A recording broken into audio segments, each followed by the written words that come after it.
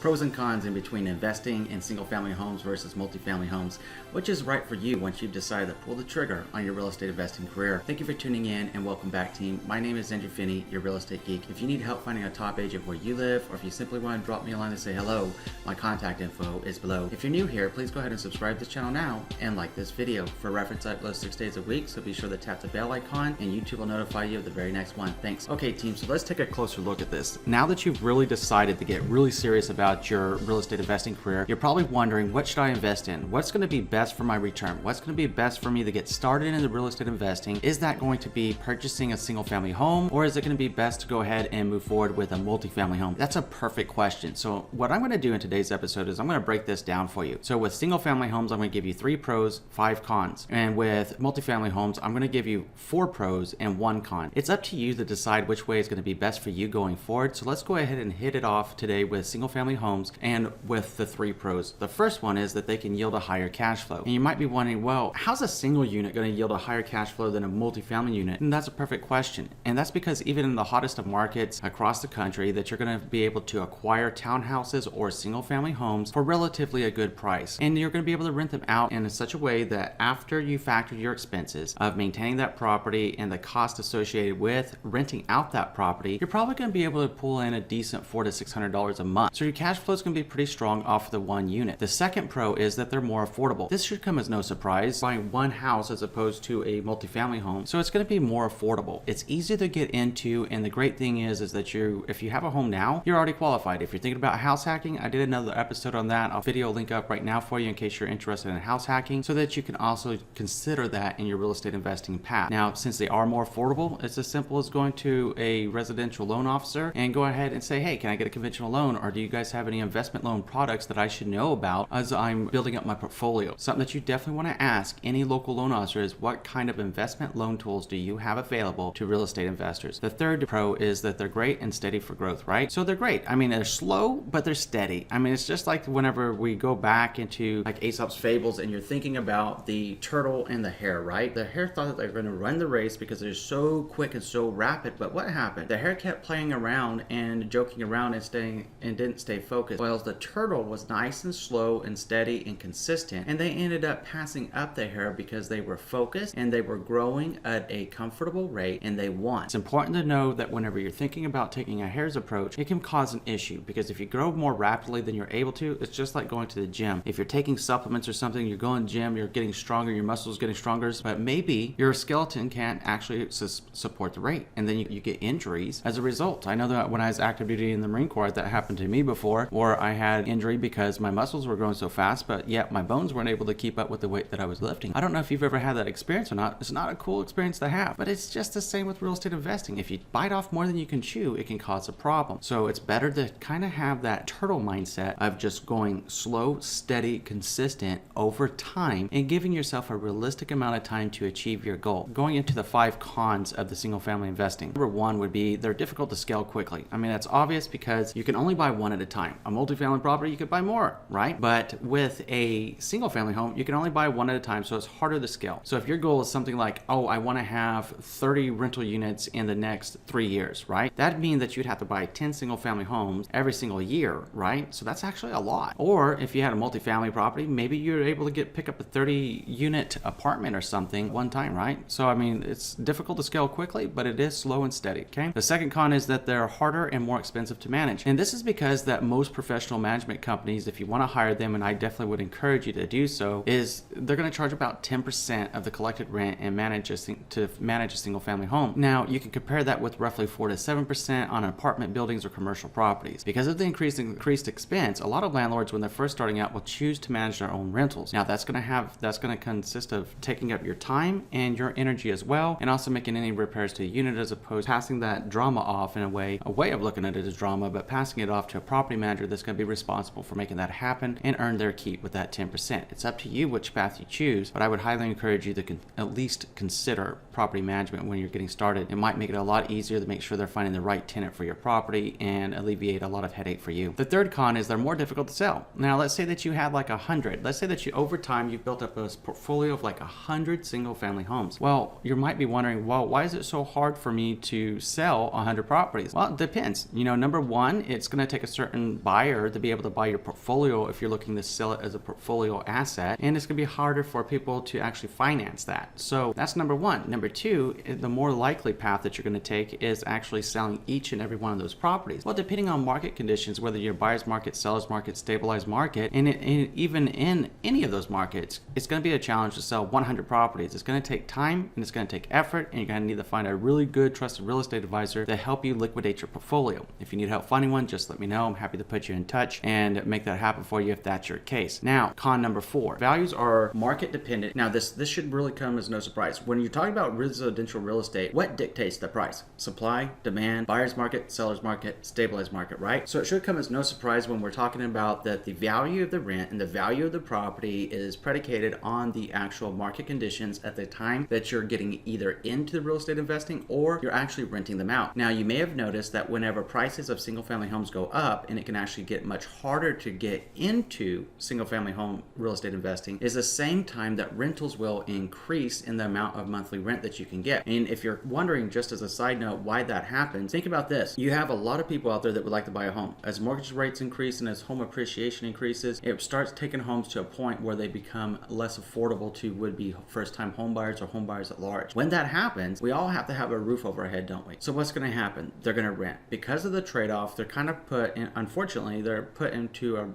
in between a rock and a hard place about what are they going to do, buy or rent. And because that option is there and they're struggling with that decision, their rents normally increase, and at the same time the market's appreciating, which might actually opt themselves out of being able to buy a home depending on how high it goes relative to their income. So you're going to see increased rents whenever a market is extremely strong, and like in a hot seller's market. Now, the 5th con, and this is probably the biggest con of single family home investing, is that your vacancy rate is going to equal 100%. If you don't have a tenant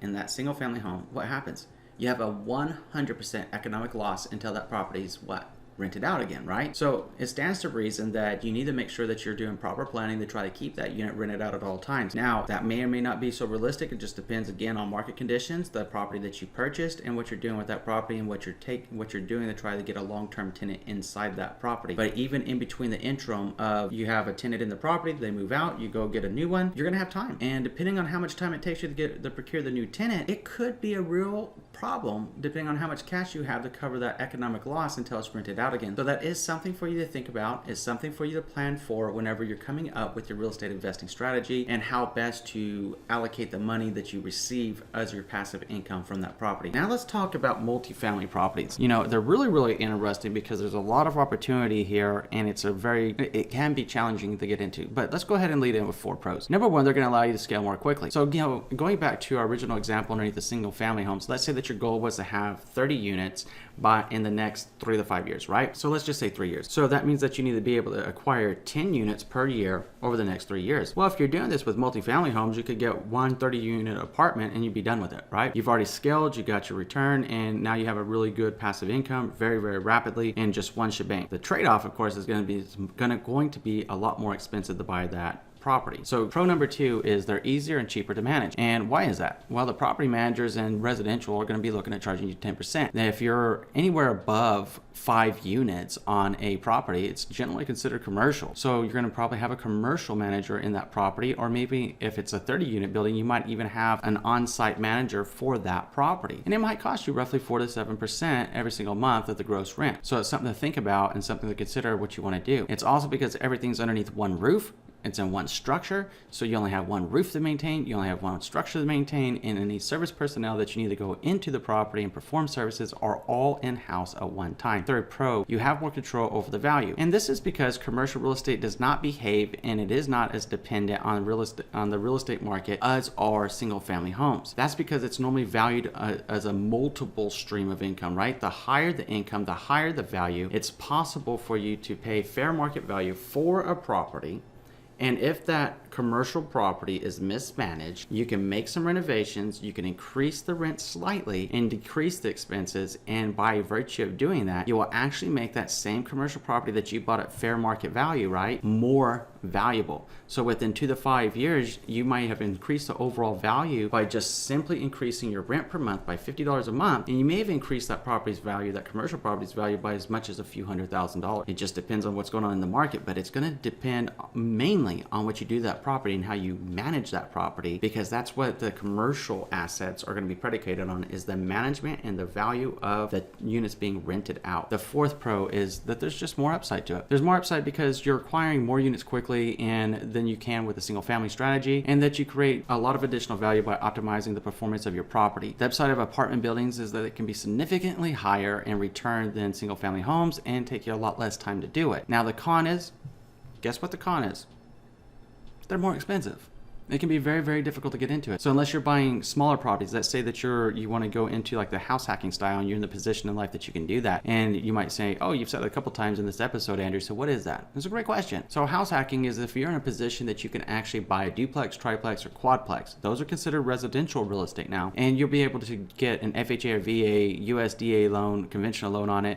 Now with the VA, FHA, USDA, those are primary occupant loans only. So that means that you'll need to reside in one of those units for at least a couple of years. Right? So that's why it's called house hacking, because you'll be essentially living for free during that time, and then you'll have your first investment property. That's certainly an option for some people. It might not be your option, but it could be your option, right? It's just entirely up to your life circumstances and what you choose to do. That being said, even if house hacking is not for you, and you decide that you want to go out and buy a quadplex, it's going to be a good path to getting into larger units by purchasing ones that are more affordable to you now. It's also going to give you some management experience, and it's also going to give you some experience as an investor, what to look for whenever you start scaling up and looking at bigger properties. So you have an opportunity to get on essentially an entry level of getting into multi-unit family properties with a duplex, triplex, or quadplex, with a goal and the vision maybe of in 3 to 5 years building up your portfolio to such that you have the income to invest into maybe a 10-unit building or maybe a 20-unit apartment, right? So smaller apartments, and then build your portfolio as you see fit in the way that you want to go in your real estate investing career. So at the end of the day, whether this is right for you, whether it's single family or getting into multifamily, is entirely up to you and what you want from your real estate investing career. Either way, you can do this. And I know that you can do this because you're watching this video right now, and you're likely watching a lot of other great videos and reading other content about the best strategy and practice. Now it's time for you to put rubber where it meets the road and start planning out a plan of action and taking action on what you just learned. Speaking of that, tell me what you're thinking about this episode in the comments section below, and which points were most impactful to you, along with any of your experiences that you have in either investing in single family homes or in multifamily homes. Share it in the comments section below. Let's help our team continue to learn and grow together. And I'm going to go ahead and pop up my contact information if you'd like to reach out to me just to say hello, or if you need help finding a top agent where you live, please let me know. I'm always happy to help. If you haven't already done so, I'm going to ask you to do 3 things. Number 1, please subscribe to this channel. Number 2, please like this video. Number 3, please share this video around with someone you know is going to be a help, because just like you, I'm sure you know another would-be real estate investor or possible real estate investor now that could really benefit from this episode. Please share it with them. Thank you. In between now and next time, I'm wishing you and yours a lifetime full of love, wealth, abundance, and happiness. Thank you for watching today, team, and enjoy an amazing day.